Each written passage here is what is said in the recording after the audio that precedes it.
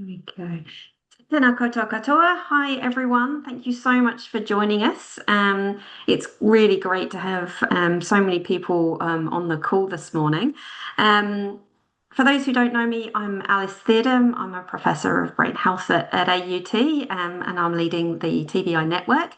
And the reason we run these forums is to really open the conversations between people who are out there doing research into all severities of brain injury, with people with lived experience, with clinicians, and with people from other universities. So it's really our way of connecting, opening up conversations, hearing everyone's thoughts.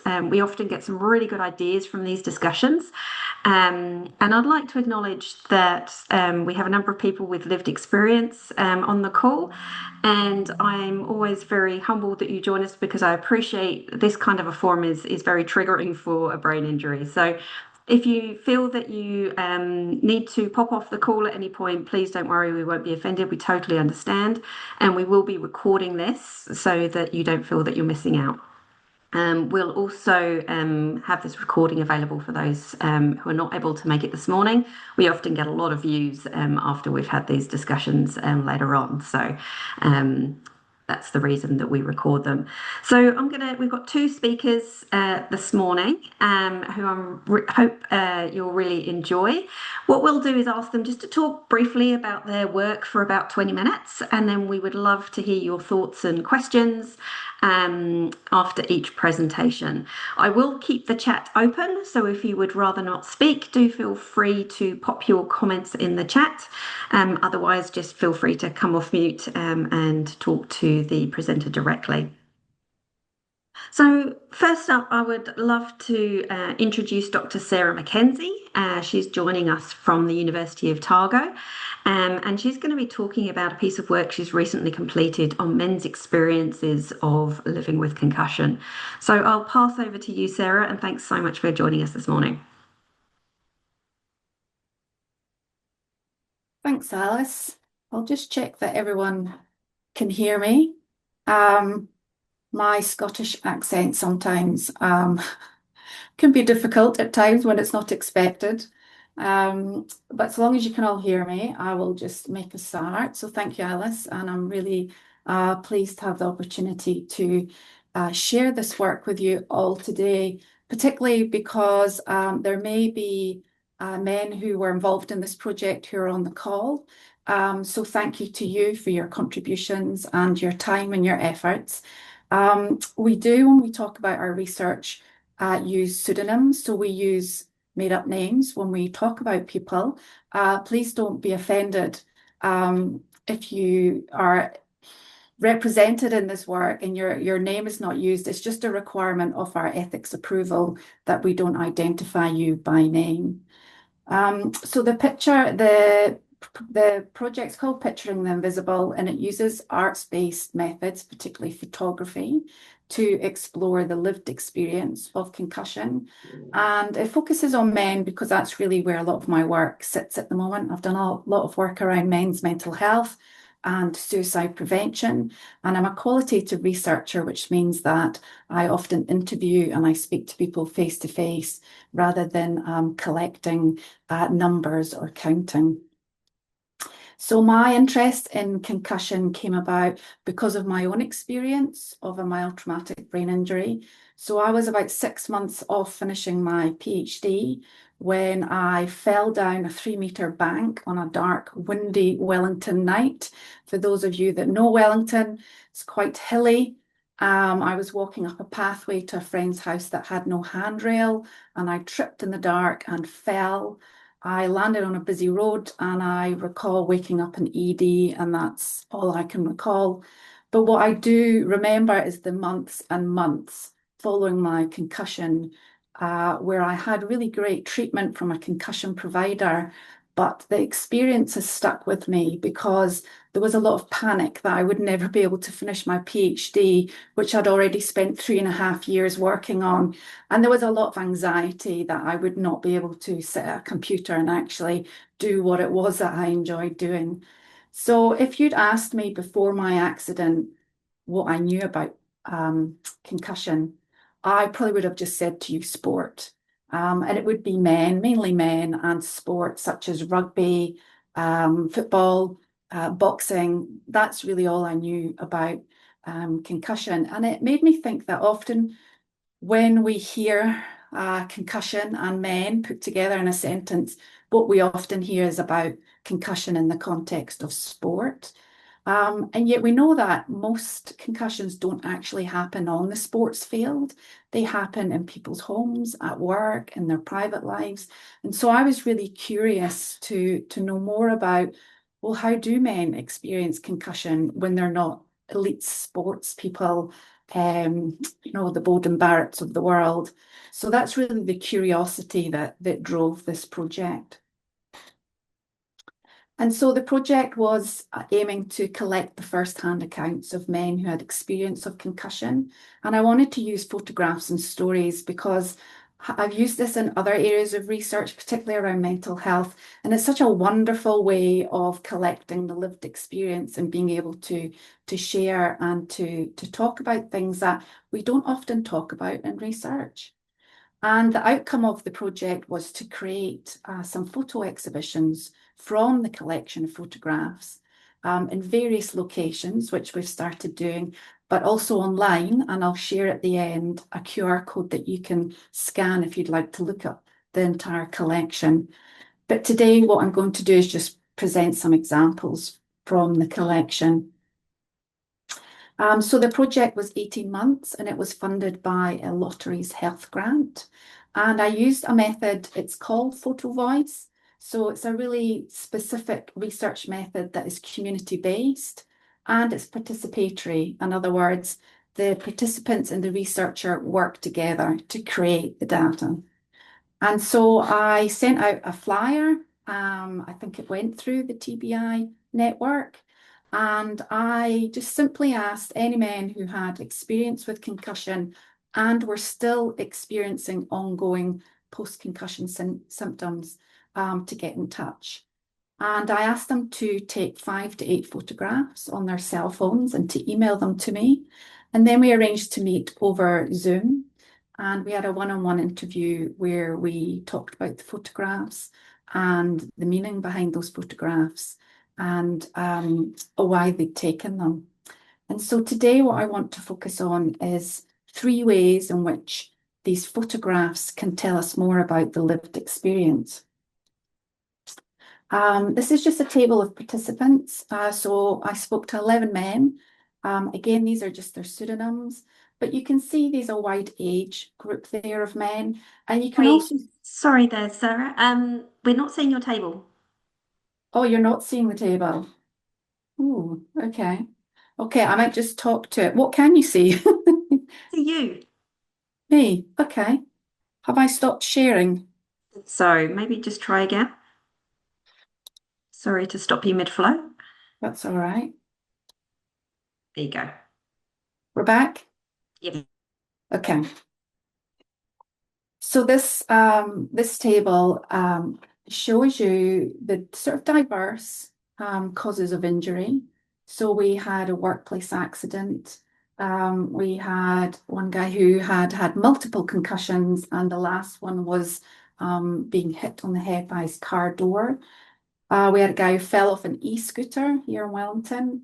A couple of mountain bike accidents, go-karting. Somebody who was struck on the head by a metal sculpture. And I think 2 of these actually just occurred in the home and they were falls and they struck their head either on furniture or on the floor. So they had a diverse kind of range of accidents, but also their history varied. So for some of them, it was the first time they'd ever experienced a concussion, but for others, they'd had multiple concussions. And you can see there that also the time since their last concussion varied quite considerably. This didn't really matter for this research because what I was interested in was the lived experience and whether these men themselves were still experiencing symptoms. That's what was important here rather than a specific timeline. So there were three ways that they used the photographs. So the first one was to talk about their symptoms. The second one was to try and portray the social impacts that concussion had had on them. And the third way was to depict the strength-based coping strategies that they use. And I'm going to talk about each of these in turn and provide you with some examples. So when they talked about their symptoms, one of the things that photographs can do is it can allow you to use what's called a visual metaphor. And a metaphor is simply when we use the attributes of one thing and we apply them to another as a way of talking about something. And this is really useful if you're wanting to portray something that's actually quite difficult to put into words. And so this first example was shared by Tim, and it's mud. And he said, this is my brain, so that's just mud. I wandered up and down the corridor saying, I'm not coping, I'm not coping. And my brain was just going round and round and round. It was addled. I hadn't had a decent night's sleep for months. And so in this photograph, Tim was able to convey this lack of clarity that he felt.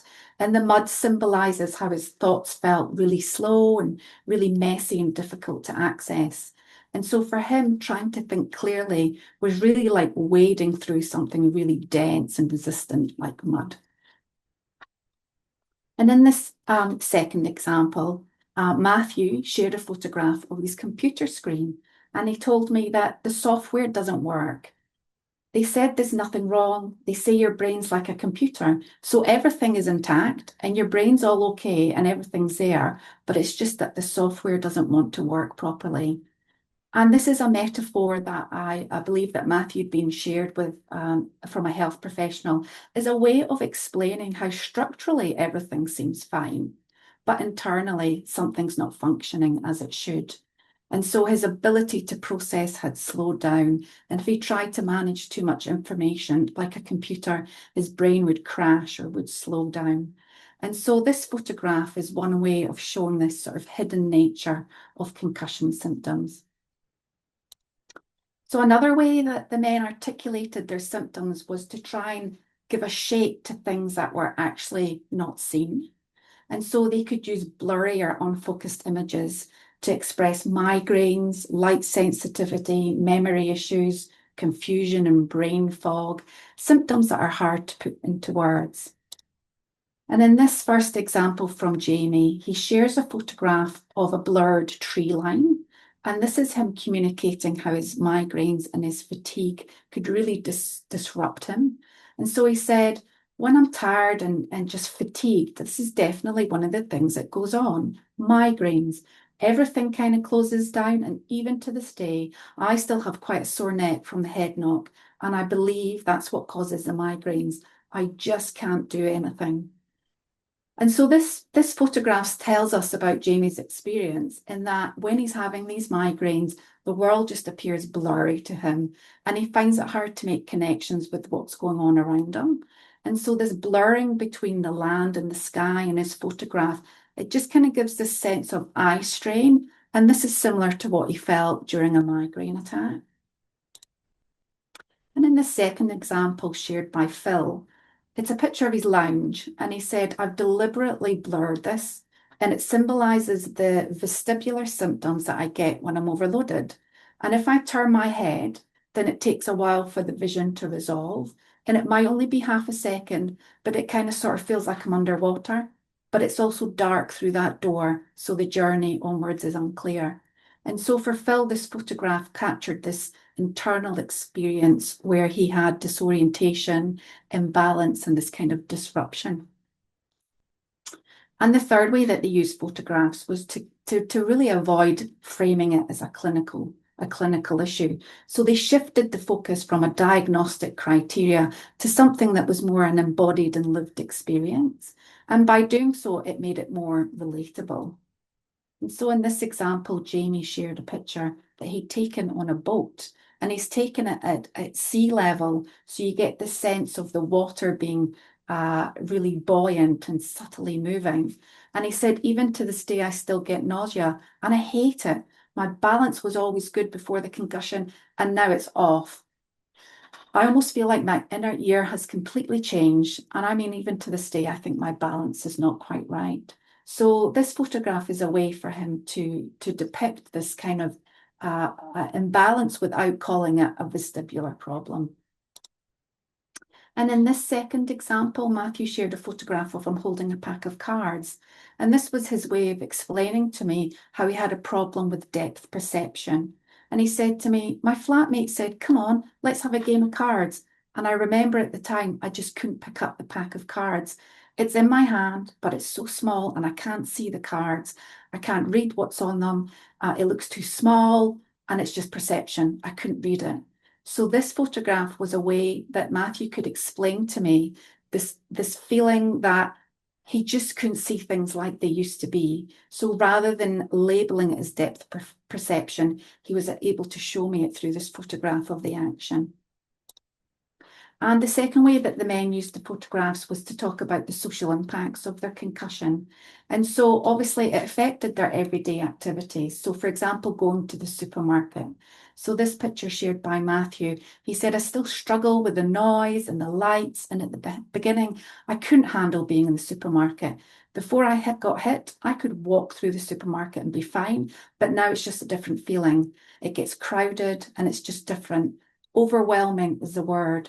So again, this picture was a way of Matthew being able to explain to me this feeling of overwhelm when he simply goes into a supermarket. And the same with this picture from Scott. This represents the struggles that he has even getting to the supermarket. So leaving the house was a struggle. And this board with the list on it was a way of him managing that. And he said having to leave the house is just quite stressful. And for people with brain injuries and concussion, you know, this just makes the process easier. And it takes away that first part of the thinking and the planning. And the second way it impacted men was through their hobbies and their social activities. So activities that had once brought them joy, they were often no longer able to do. So Phil shared this photograph and he put this little sign on it saying for sale. And he said, I don't have a license to ride anymore. My wife has sworn that I'm not to ride a bike anymore. She would probably leave me if I was on the bike. It's either me or the bike. She definitely got more of a fright than I did. So for Phil, his wife had been so impacted by his accident that she just didn't want him to get back on that bike.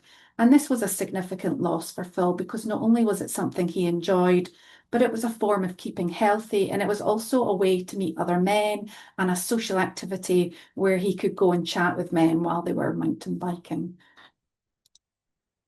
And similarly for Jamie, he shared this picture of and I'm not a tech person, a sim reality version of go-karting. So Jamie had been an avid go-karter and his concussion occurred when he had quite a bad accident go-karting. And he says, I wanted to go back to go-karting. And I did go back, but we've got 3 little girls. And my wife was very much like, if something happens to you again, we're screwed. And so I don't want you to be like that. So it's kind of just now I'm going down the path of I still love doing things in the reality of the world, but it's where you can't get hurt. But I definitely miss it. So again, for Jamie, there was a loss of something that he was really passionate about by balancing the risks, but also in taking care of his family. And the final way it socially impacted men was for those who were fathers. So, you know, we know that parenting requires energy and attention and responsiveness, but often these are the things that concussion can strip away. And so in this photograph by Simon, he shared how a lack of energy and fatigue impacted his parenting. And he said having a child, especially a young child with a brain injury, is very challenging. It's tiring, but I wouldn't change it. But the older she gets, the more she needs. And once your day plays out, we just don't have that energy. When your brain's not damaged, you can push through. But that's not for us anymore. In my case, my brain will just shut down. And on those crash days, I'm just good for nothing. And likewise, Andrew talked about how his concussion had left him feeling like he was missing out. So this was a photograph he took on his family holiday. And at this point, his kids were on the Shotover jet and he was standing on the sidelines. And he said, obviously, I couldn't do it and I was gutted about it, but I could hear their screams when they started off and it was nice. It was a warm, fuzzy moment. But even though I couldn't be on that boat, I was still part of it. But it also highlights the isolation, and you still miss out on stuff, and it's still really hurt. And so a number of men felt they were missing out on family life as a result of their concussion. And the final way that the men used photographs was to share strength-based coping strategies. And many of these men leaned on qualities that they already had, like resilience and determination and a strong sense of purpose. But what stood out was how proactive these men were, finding out what worked for them and making changes to manage their symptoms and support their recovery. And so the first way they did this was through self-care. And in this photograph, Andrew said, I'm a very active person and I find it really, really hard to sit still. I'm an active relaxer. So I guess it was just giving into it. I just had to learn to sit. I never sit and not think of anything, do anything, read anything, but I had to have the radio off, I had to sit, and I really struggled with that. And that summed up a lot of my first month, just trying to do as much of that as I could. So for many men like Andrew, doing nothing felt really uncomfortable because it went against this internal messaging that actually rest was lazy or they were being unproductive. And so they really had to fight against these internal feelings. And in this second photograph, Scott told me about how being in nature had been really beneficial for him, particularly when he was feeling down. He said, even though it's a real struggle to get there sometimes, I walk relatively briskly, but not too brisk that I can't take it all in. And it's mindful. There's just a kind of mindfulness part of it. It's like a meditation. And so for him, nature really helped him when he was overstimulated. And then one of the last ways, or the second last ways, they did lean on professional support. So in this picture, Andrew talked about how he would go to bed and sleep whenever he needed to. But this was something that he tried to fight. So he said, I thought it was a bad thing. But I think the more the occupational therapist reaffirmed that sleep was so important, the more that helped me. And so I do go to bed. And so for Andrew, that reaffirming from his OT that it's okay to go to bed really supported him in sort of unlearning the guilt that he felt about slowing down. And for other men, it was simply taking up simple strategies that were suggested to them. So John started wearing a baseball cap when he went to the supermarket because his OT suggested that this would help with the bright lights. And so for him, normalizing the wearing of a cap, because everybody wears them, really helped him gain a sense of control and competence that he could go back out shopping. And the final way that they had photographs that showed these strength-based coping strategies was for those men who struggled to return to work.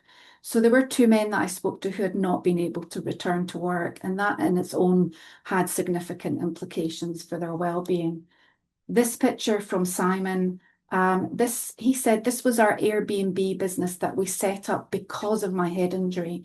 He said he lasted 7 years on a job that he shouldn't have been doing because he was struggling. He said, I don't think it was the type of work, it was that you couldn't escape when you needed to. So the whole point of this, and it seems to be working so far, he said, is I can go and clean a cabin for an hour, and if I need to sleep, I can just walk back down to the house and sleep. And so this significant change in his lifestyle and his family work-life balance was a way of managing permanent symptoms for him. So this decision to step back from paid work somewhere else, it was a risk, but it was a really courageous act of self-preservation and a real honest acknowledgement that what his brain needed was to not be in a paid job at a desk. And likewise, Greg shared this picture with me, and he had decided to step back from his job for at least a year. And he said, now my day's changed. I probably spend 2 hours of my day looking after my dog and exercising it. He says it's rewarding. It gets me out, it gets me exercising. But you know, I wouldn't have done that if I hadn't stopped working. So for him, stepping back from a job and making time to support his recovery was so hugely beneficial. But he did interestingly note that actually this is a really difficult shift for many men to make because it goes against gender norms that say men should be in paid work.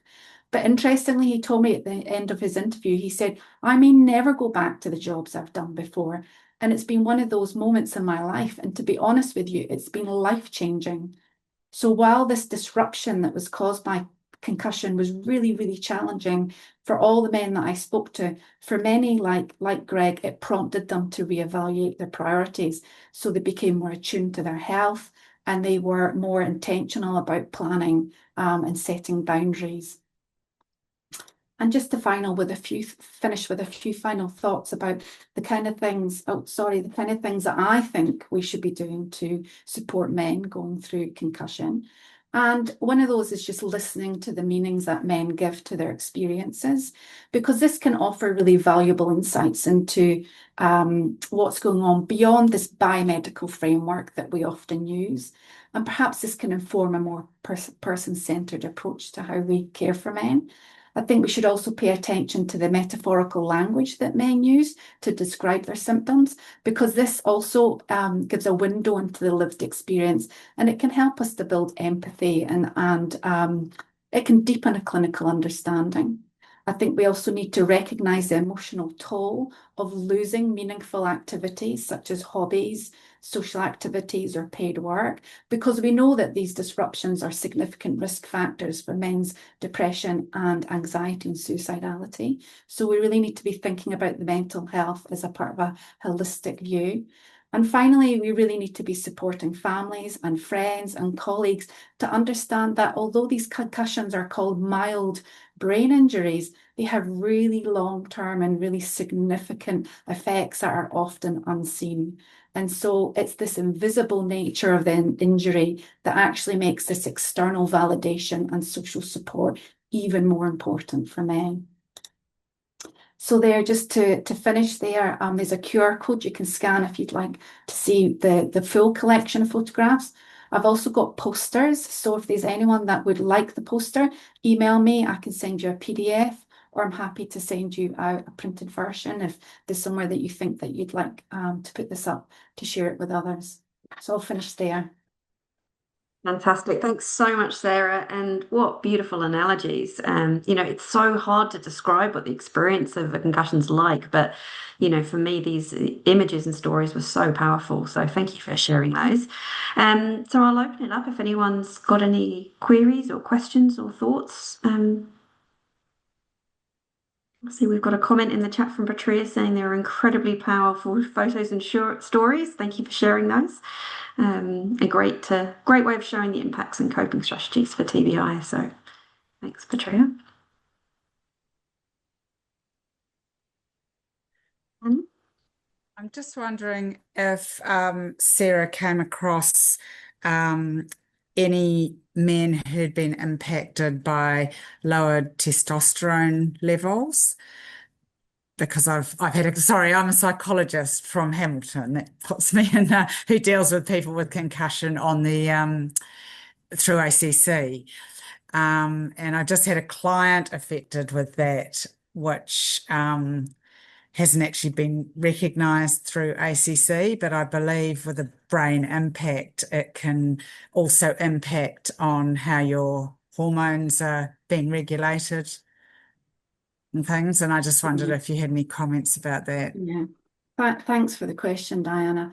I don't, it didn't come up in the interviews with men. I mean, that's possibly my bias. I'm a social researcher. So it's the social world that, that interests me rather than the biological side of it. But I mean, there may be a few reasons that didn't come up. It is a very personal thing to talk about, particularly with a researcher. Whether that's not something that men wanted to disclose. Could it be that it's something that's difficult to put into photographs? Bearing in mind I was asking these men to take the photographs to show me and for us to talk about them. Maybe that's something that's challenging to put into a photograph, the impacts of low testosterone. So those are a few thoughts of why it wasn't there, but yeah, it wasn't there. Thank you. With that question, I've been with ACC for 8 years due to a car accident. ACC aren't looking to assist people with with that depth of research. So um, I've had a number of other health issues come up in the last 8 years, and in trying to get more information around head injuries and trying to get a way forward and a way back to work. ACC aren't actually willing to do that. They're looking to push it off to mental health systems. Yeah, so it wasn't until this year that I've had a lesion on my pituitary gland brought up, and that was through cancer research. So that was through a cancer MRI. I've had a number of MRIs paid for by ACC, but none have gone into the research of pituitary gland, hormone levels, and through the last 12 months, I've only just started looking at my hormones. So some of the blood tests are costing me up to $250 because ACC won't cover it because it's not covered by, they're unwilling to subsidize, to help with research, especially because I'm a long-term client. Yeah, I am sort of lucky that ACC helped me at all, but it's with ACC you're defending yourself just to get assistance. Yeah, I'm sorry to Having hear that, also Ross. done Sorry, I'll come back to you in just a second, but just I to don't need money. Yeah, no, but I guess I just wanted to raise, Patria's been putting some comments in the chat, but for those who are not following the chat, I just wanted to raise, we have just launched a new study looking at hormone levels after concussion. So that is something now that we're able to offer here in New Zealand. So that's a really great opportunity, that we can now make that available for people. Unfortunately, it's for acute concussions at the moment, but we will be looking at longer term impacts. So sorry about that, Ross, but we are moving into the space because those sorts of things are really important, and ACC really does need that research. And I think, stories like Sarah's shared with us, and I see there's been a few comments about, please, can we make sure this gets to ACC? I don't know if you want to comment on that, Sarah, about how you might be disseminating this and sharing it with ACC, because it will be so good for them to hear these, they're so impactful stories. Yeah.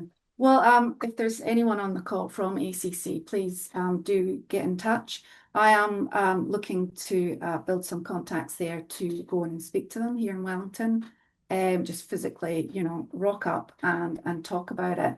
The website itself. So the thing with Photo Voice is often you do these physical exhibitions, but in this modern age, there's a limitation to having a venue somewhere where you've got a collection of photographs. By putting these all online, they are publicly available. They can be shared far and wide. And in fact, I can track through the website, where it's being viewed. And already it's being viewed in the UK and Canada and Australia. So I think sharing these stories online is one really important form of dissemination, but also having these discussions with providers. And that will be ongoing work, and probably something that, with Alice's help, I'll be able to do more over the coming months. But yeah, if anybody has any suggestions on who I could go on, doors I could knock on, but please, by all means, email me some details. That would be really helpful. Thank you. Fantastic. Thanks, Sarah. And yeah, if anyone's got any ideas, do feel free to put them in the chat. Unfortunately, I know there's probably lots of comments that people want to raise with you, but I just want to give Jesse the opportunity to talk about his work. And then if there's time at the end, we can always come back. Or as you say, if anyone wants to reach out to Sarah directly, I can help put you in touch. So thanks so much, Alice, Sarah. just very quickly, I also work in that ACC system. So the concussion services are short. And so if I think it's some of the photos that even Diana, your suggestion, whether it's around testosterone, but there's a training for independence contract that you can look to get your concussion clients onto, and it'll talk about motivation, it'll talk about identity loss, so they get a little bit more support. But the concussion services contracts are short for psychology in particular. So you're sort of looking to shift them, if appropriate, to the training for independence contracts. So that would be my advice. Get that, Rod. Thank you. Yeah, that's important. Okay, well, it's now my pleasure to introduce Jesse Abdiner. He's an associate professor from the University of Oregon, who's we're very fortunate to have over with us in New Zealand. I think for another 6 months, isn't it, Jesse? And Jesse's going to talk about some of his past work, but also what he's hoping to achieve over here in his time in New Zealand. So over to you, Jesse. Thank you, Alice. Yeah, hopefully everyone can hear me. Yeah, I mean, I'm excited to talk about my work, but I just have to say some of Dr. Mackenzie's presentation was really powerful for me. There was a picture that was supposed to represent depth perception with someone dealing cards, I think. And that one, it almost just stopped me in my tracks because my experience with TBI is with sport concussions and mild traumatic brain injuries from boxing. And I was actually participating in the sport into my 30s. And so I can relate to people here. I'm studying rugby here. I can relate to people who they have this love for this sport that, might be a little dangerous for you, for your brain, but people want to keep doing it. But there was one time where I just had a particularly difficult sparring session, and to be honest, I wasn't very good. And I got hit a lot. When you're in boxing, you're not doing as well as you want to. Sometimes you get hit in the head a lot. And this feeling of anxiety that Dr. Mackenzie talked about is something I could relate to. I started getting into academics. And so my brain I mean, it's important for everyone, but the brain is kind of how I made my living. And I had trouble thinking, to be honest. My thinking was cloudy. I had trouble kind of just thinking deeply about things. But I remember like the day after pulling up to an intersection at a red light. And so here you get the free left turn, right, on the red light. But in America, you get the free right turn. And it was a busy intersection, and there were cars going really, really fast, from left to right, and I had to merge.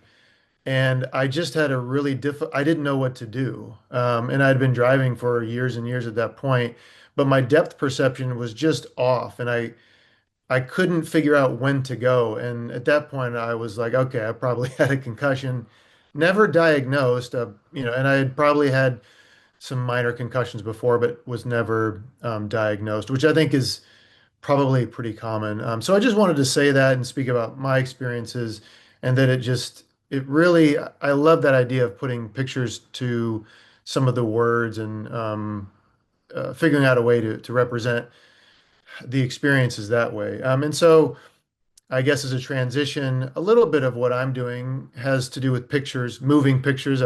I'm here making I haven't started yet, but I'm about to start working on a documentary, and I'm going to Dunedin in a couple weeks to document a study that's being done, a concussion study that's being done with mouth guards. And so I'll get into that a little bit more later. But what I really do is, let me see if I can share my screen here. All right.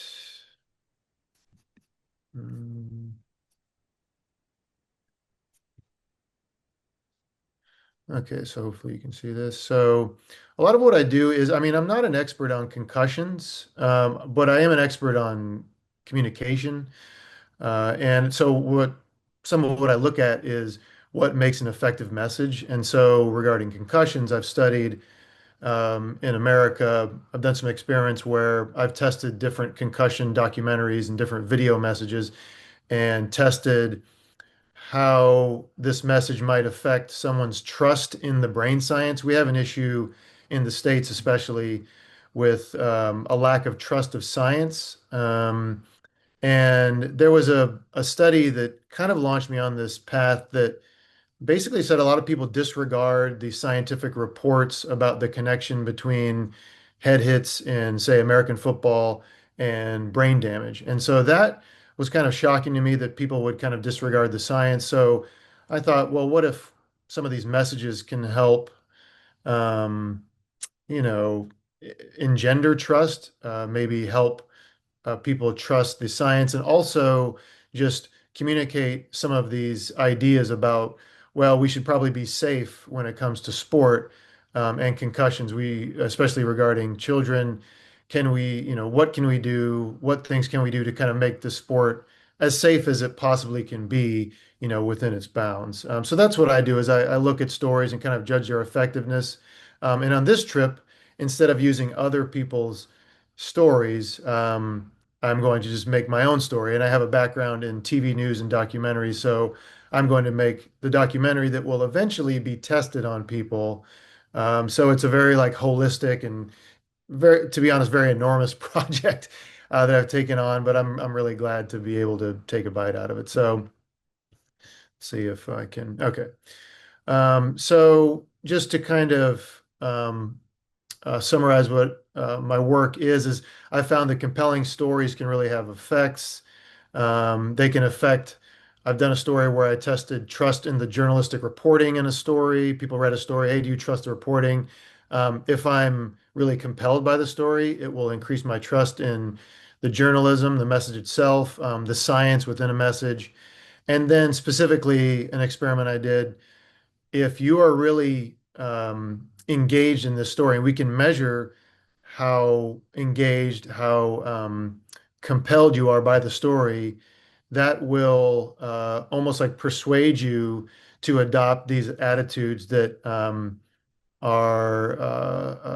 that would help sports safety in concussion. So a lot of it is message persuasion and how can these messages kind of make people safer.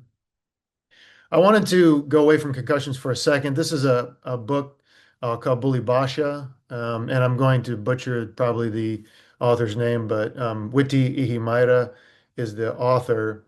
And one thing that stories can do is they transport us to wherever the story is.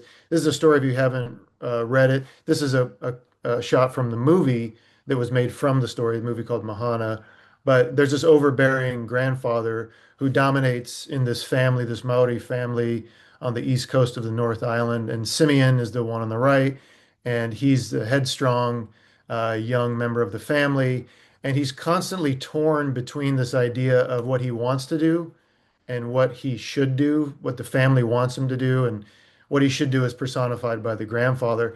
But I bring this up because when I'm reading this story, I'm almost completely transported to where this is happening, to what's happening, and I become the main character in a certain way. This is a little deep, but the psychology backs this up is I am that person and I am experiencing what he's going through. And so in the psychological research, sounds like we have some psychologists here.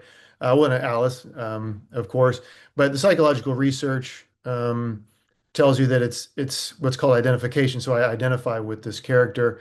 And again, psychologically, this is another shot from the movie, is that we are set up to whoever we're around, we adopt them as like extended family. So if you're watching a TV show and you get to know these characters, it's almost like you adopt them as family members. And so we just really have this strong identification with characters. And this, transportation to a different time or different time, different place can have all these persuasive effects. And so that is true for books, for movies that we might watch, for TV shows. This was a movie I showed in my experiment. It was about a young American football player who actually died in his early 20s. And he was one of the youngest people ever to be diagnosed with CTE. And they think he had really, really severe problems from concussions in football. And they think he had CTE as a high schooler, which is pretty rare. And so I showed these documentaries to people. And depending on how transported they were into the story where Zach's story was taking place, then that would show how quickly or how much they believed in some of these safety measures in sport and how much they trusted the science. But it all depended on how transported they were, is what again the psychologists would call it, how transported they were to the scene of the story. So it can affect your trust in the message, your trust in science, it can affect your attitudes. One question we asked is, would you support a policy that banned tackling before the age of 14?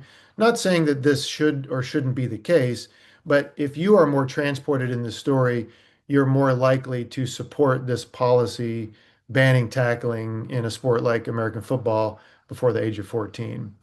Behavior, if I'm more transported to a story, I'm more likely to say I will make sure that if I'm a parent, and we tested this on parents, if I'm a parent and I have a kid who has a concussion, I'm more likely to make sure that that kid sits out the required 21 days if I've been more transported by the story. So again, for fiction films, for fictional novels, nonfiction, for journalism, you'll trust the reporting, whatever the journalistic story is about. There was a story that I tested about drug use in Alaska, and if you were more transported by the journalistic story, you were more likely to support um, care for people who are addicted to drugs. And then concussion documentaries. Again, I showed this film about Zach and another film, and the level of attitude change, the level of persuasion has to do with really like how good the story is. So it's kind of an interesting phenomenon. So my New Zealand project, getting back to this, is I proposed taking some of this work I've done in America and saying, well, would it work on parents and people if we test a similar message on people in New Zealand? Different sport, different culture, and I chose to focus on rugby, what some might call the national sport here. So can we get some of these results in New Zealand? And the kind of documentaries I was looking for didn't really seem to exist. And it gave me an opportunity to kind of craft a message myself. So I thought, well, I'll just do the documentary myself. And so what I'm going to do, first of all, is actually next month, I'm going to Dunedin. And I mentioned Melanie Bussey's study at the University of Otago, where Dr. Mackenzie is. And this was a picture from a newspaper article about a mouth guard study that Danielle Salmon, I believe, did in 2021. And so those little mouth guards that they're holding up, those have electronic sensors in them, and they can sense how powerful a head impact is on the field. When these girls at a high school in Dunedin, when they were playing rugby, if they have what they call an acceleration event, so that's a powerful head hit, basically, they can measure it in real time. And it's really interesting because you can see if it's a powerful enough hit that a girl, say, has taken, and a scientist on the sideline can see that on her iPad and say, hey, coach, you might want to take a look at the 10 there.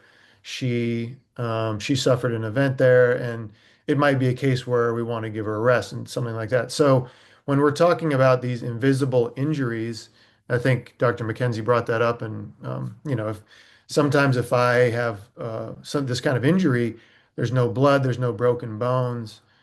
I might be the only one who knows. So this study, this mouthguard study, to me, it kind of helps make the invisible visible. And I'm hoping that my documentary can kind of function this way as well, where by getting people to talk about their experiences with concussions, show what it's like, and I'm hoping to talk to parents and kids, actually in Dunedin and Auckland. I developed a partnership with the ABI Rehab Clinic here in Auckland, and they're helping me find people to talk to who are currently going through concussion protocol, concussion recovery, and then also my Dunedin work. I'm hoping to talk to parents and athletes who've had their experiences through kind of voicing and showing these experiences. I'm hoping that it can kind of show people what it's like, and through lived experiences, kind of transmit some of these important issues to people. So after this documentary is finished, eventually I want to go back to kind of the experimental analysis and say, Okay, well, now we have the film. All right. Does it have kind of the same effects on a New Zealand audience? And can we get some of, can we help people understand these issues and can we change attitudes for the better? Some would say to encourage people to say that they might engage in safer behaviors or behavior that has a pro-health component where it's likely to be safer for people's brains. That'd be the final phase, and that's all I have. Glad we have a few more minutes. So thanks to Alice and the TBI Network for having me, and thanks to all of you for listening. Fantastic. Thanks so much for sharing that, Jesse. And I guess my first question would be, if there's people on the call who are keen to liaise with you on this, how best can they get in contact with you? Good question. I can put my probably email, so I can put my email in the chat here. Be great, thank you. Yeah. And I'd love to hear from anyone, even if it's not for any analysis or documentary. I'm always interested in hearing just people's experiences, if you want to talk about it, it'd be great.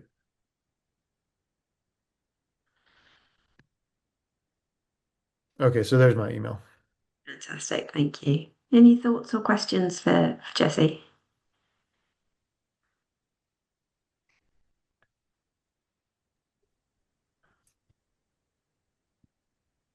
So you're mainly focusing on young players and parents, is that right? Yes, that my Yeah. work in America was focused on parents, and I mean, to me, that's where a lot of with sport anyway, that's where a lot of the issue is. It seems like a lot of the statistics show that a lot of concussions, if not most concussions, happen in those teenage years. And then I think it's similar in America. And when you're young, you're kind of deciding, do I want to keep playing this sport? Do I want to switch to something that's maybe a little more brain safe, like, I don't know, basketball? I mean, there's no safe sport probably totally, but so the parents are making important decisions, the kids are making important decisions, and a lot of the participation and a lot of the concussions just seem to happen in that age. So that's what I'm focusing on for now. What are your thoughts on ingrained ingraining children into a sport so that they ignore the health possibilities? So what I'm talking about is training, like myself, I trained myself because of the way I was brought up, so that I became well, addicted to the pain, and that's what drove my sport, you know. But I see it even now that I don't follow rugby, I see it with kids being ingrained into sport or contact, especially contact sports, that this is what you do. So, yeah. Yeah, I mean, I don't think there's any easy answers. Is the one thing. I mean, there was a famous football player in America, Dick Butkus, and he said that in order to play linebacker, which is maybe the most demanding position, you need to enjoy pain. And for some reason, that has stuck with me. And maybe it's a little odd to say, but I can kind of relate to that. I guess I can relate to what you're saying, Ross, is that there is this. I don't know if it's enjoyment of pain, but there's something about it. I don't know if that's primal or whatever, I'll let the psychologist figure that out. Um, yeah, so I mean, I think when you're signing up for a sport like that, I think you can't deny but know that pain and now it's hard to deny that head injury and possible consequences, it's hard to deny that that's a part of it. So I don't pretend to have all the answers. But I think the more we know, and the more people can be informed, I think the more it lets them make informed decisions. But it's tough because I get it. It's like some people want kids to start tackling in rugby when they're 5 years old or even younger. And I think if the more you practice tackling, the better you're at it, the better you are at it. But I also see the argument that you might want to hold off for a few years, give a kid's brain a chance to grow a little bit more, and then you can teach tackling later. Maybe you can teach other. I see you've come off mute. Did you want to? Hi, yeah. So my name's Amanda, everyone. So I work for Brain Injury Waikato, and I just wanted to see if, Jessie, have you reached out to the Brain Injury Association in New Zealand? So we've got one in Auckland and here, and I know that Auckland do have a concussion in schools program. I have not reached out. Okay, all right. I've got your email address here, and I might just link in and maybe send you some emails. So we support people with concussion and brain injuries in the community through support groups and navigation services. And some of my clients are concussion from head injuries in schools through rugby. So there are a number out there. So it would be a good resource if you're That's interested. perfect. Yeah. Thank you so much, Amanda. Yeah, please reach out. So I can connect you to Simon, who's doing the work in schools, Jessie. So that's a great point. I can connect you there too. Thanks so much, Amanda. Okay. Unfortunately, we're going to have to bring the conversation to a close. I'd just like to thank both Sarah and Jessie for sharing their work and both of their personal experiences. And thank you everyone for joining in the conversation. It's been great hearing your thoughts and contributions. So really appreciate your time. So hope you all have a good rest of the day and a lovely weekend. And we look forward to seeing you at the next forum. Thanks so much again, everyone. Take care. Thanks, Alice. Thanks, Alice. Yes, bye-bye.